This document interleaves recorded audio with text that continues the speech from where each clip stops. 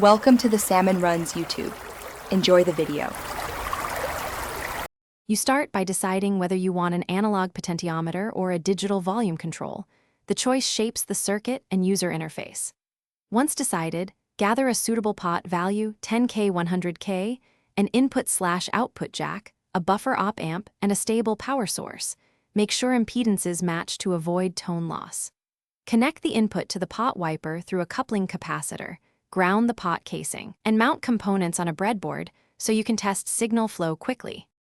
Next, build a unity gain buffer using an op amp to isolate the pot from the downstream amplifier. This preserves clarity and prevents load-dependent volume shifts.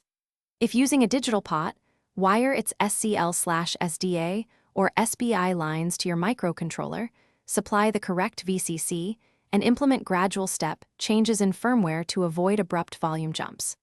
Once you have buffering and control signaling in place, test with a signal generator and scope or headphones. Finish by soldering connections, mounting the control in an enclosure, and labeling the knob or interface. Mechanical stability prevents intermittent contact. Once enclosed, run real audio through the system, sweep the control slowly while listening for clicks, tracking errors or added noise, and measure distortion if you can. If you encounter hum, erratic jumps, or channel imbalance, make sure to inspect grounding, bypass capacitors on power rails, and correct orientation of the pot terminals. Grounding issues are the most common culprit. Thanks for watching. Consider subscribing if we helped you.